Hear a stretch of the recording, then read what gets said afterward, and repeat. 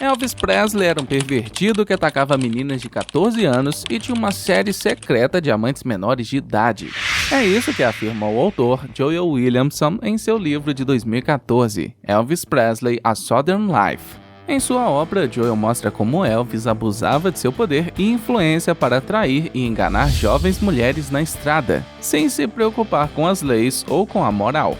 No vídeo de hoje vamos tratar de histórias cabeludas, por isso vamos só avisar alguns termos mais pesados para a plataforma. Se você gostar do conteúdo de hoje, não se esqueça de deixar o seu gostei e de seguir o nosso canal.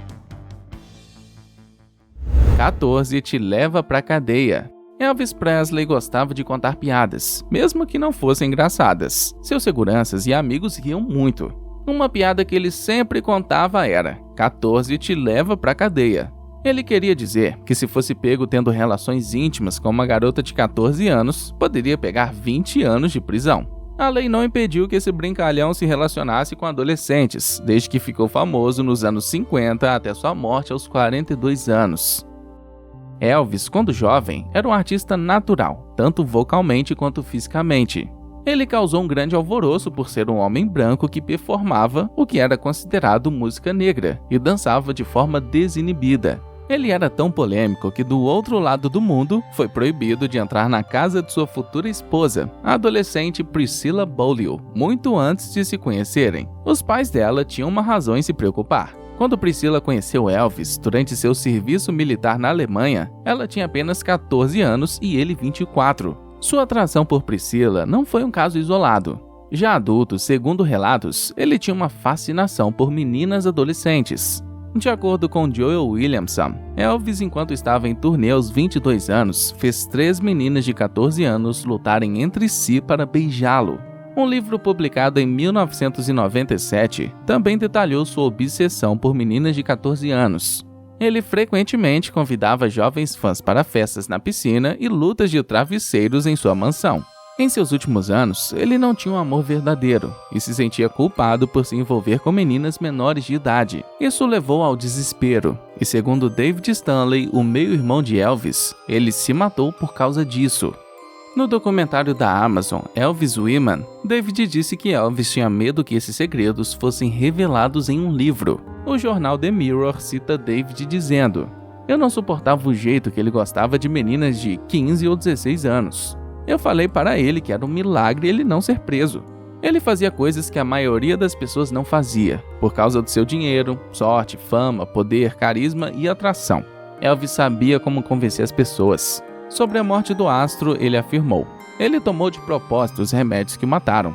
Amor, sofrimento, dor, exposição, ele não dava mais conta."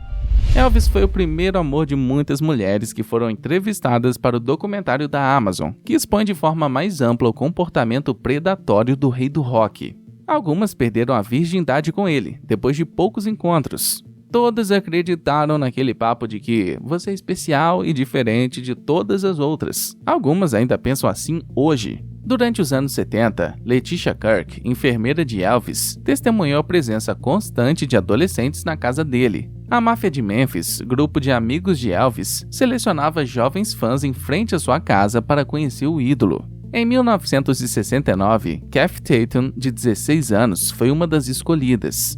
Elvis, um pai de primeira viagem de 34 anos na época, inicialmente a tratava com carinho, mas logo a levou para quartos de motel. Kath faltava à escola para estar com ele, que prometeu casamento após seu divórcio. Mas logo ela percebeu que o interesse de Elvis diminuiria à medida que ela envelhecesse. Jackie Rowland, de 13 anos, teve uma experiência semelhante. Apaixonada pelo rei do rock, ela emagreceu 36 quilos em um ano, incentivada pela promessa de seus pais de levá-la a um show dele. Sua mãe escreveu para Elvis sobre a transformação de Jackie, o que resultou em um convite para encontrá-lo com seus pais. Durante o encontro, Elvis agiu de forma safada com a garota, que foi defendida por seu avô policial, lembrando o astro das consequências legais do abuso de menores. A essa altura, ele usava drogas para suportar sua intensa agenda de shows e tinha um temperamento explosivo. Pouco depois, Elvis começou a se relacionar com Frances Forbes, de 14 anos, que permaneceu como uma de suas namoradas fixas pelos próximos 5 anos. Ele a apelidou de Pequena, um apelido comum que usava para várias meninas. Na década de 1950, sua namorada oficial era a cantora e atriz Anita Wood. Elvis manteve a relação platônica no início, expressando o desejo de que ela permanecesse virgem até um futuro casamento. Quando Anita conseguiu um contrato em Hollywood, o cantor, movido pelo ciúme e não suportando a ideia de vê-la beijando outros homens, implorou para que ela abandonasse a carreira e voltasse para o Tennessee. Elizabeth Mansfield, outra das namoradas de Elvis, sabia que não era a única na vida do cantor. Ela revelou: Elvis teve muitas namoradas, eu fui uma delas. Ele foi meu primeiro amor, mas se eu reclamasse, era como se já estivesse arrumando minha mala. Foi doloroso para mim. Eu tinha sentimentos, mas sabia que era assim que as coisas funcionavam.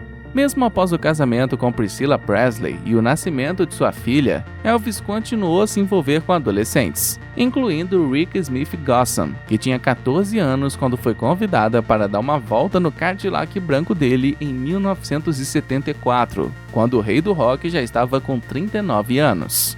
Para a biógrafa Alana Nash, os 14 anos eram tudo para Elvis. Em seu livro de 2010, Alana cita que o rei do rock tinha inseguranças que vinham do amor excessivo de sua mãe, Gladys, que se apegou a ele depois que seu irmão gêmeo nasceu morto. Segundo ela, o crescimento emocional limitado de Elvis o deixou preso na idade emocional de 14 anos. Ele continuou a se sentir atraído por meninas jovens até sua morte, porque para ele era como conversar com pessoas do mesmo nível. Elvis procurava uma adolescente com um grande instinto materno que cuidasse dele e fosse totalmente compreensiva com suas aventuras sexuais em outros lugares. O rei do rock era um homem atormentado, devastado pela morte de sua amada mãe quando tinha apenas 23 anos, e ele nunca realmente encontrou uma mulher que pudesse preencher esse vazio. Rick Smith até testemunhou sua tentativa de falar com Gladys em uma espécie de sessão espírita. Em sua autobiografia de 1985, Elvis and Me, Priscilla Presley foi reveladora sobre sua vida de casada. Ela escreveu sobre Elvis, lhe apresentando as drogas, seus casos amorosos e sua natureza extremamente controladora. Traremos muito em breve um vídeo completo sobre esse matrimônio tão polêmico. Elvis e Priscilla se conheceram em 1959, na Alemanha Ocidental. Ela tinha 14 anos e ele 24, estava servindo no exército. Apesar dos pais de Priscilla inicialmente proibirem o relacionamento, Elvis conseguiu convencê-los a permitir que ele conhecesse melhor a filha deles. Ele já namorava Anita Wood quando conheceu Priscilla. Quando Anita descobriu sobre o relacionamento dele com a jovem, ele minimizou a situação, dizendo que ela era apenas uma criança e não significava nada. Em 1962, Priscilla, então com 17 anos, visitou Elvis nos Estados Unidos e no ano seguinte se mudou para Memphis para ficar com ele. Seus pais estabeleceram condições para a mudança, incluindo que ela moraria com os pais de Elvis e que ele eventualmente se casaria com ela. Elvis e Priscilla se casaram em 1967. Na época, ela tinha 21 anos e ele 32. Infelizmente, o casamento chegou ao fim em 1973, devido a alegações de que Elvis estava sendo infiel. Lisa Marie Presley, fruto do relacionamento, nasceu no dia 1º de fevereiro de 1968, exatamente 9 meses após o casamento.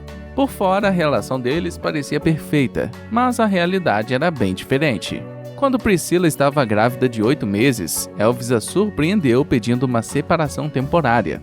Durante esse tempo, havia rumores de que ele estava tendo um caso com uma colega de trabalho. A separação não durou muito, mas as coisas ficaram ainda mais tensas depois que a filha deles nasceu. Após o nascimento de Lisa Marie, Elvis não queria mais dividir a cama com Priscilla. Ele disse que queria dar tempo para ela se recuperar do parto, mas em seu livro, Priscilla sugere que havia mais coisas por trás disso. Segundo ela, Elvis disse que tinha dificuldade em fazer amor com uma mulher que havia dado à luz. Com essa tensão adicional e os contínuos rumores de infidelidade de Elvis, não demorou muito para Priscilla também pular a cerca. Um de seus casos extraconjugais foi com o professor de artes marciais Mike Stone, o responsável pela sua escolha de finalmente deixar Elvis.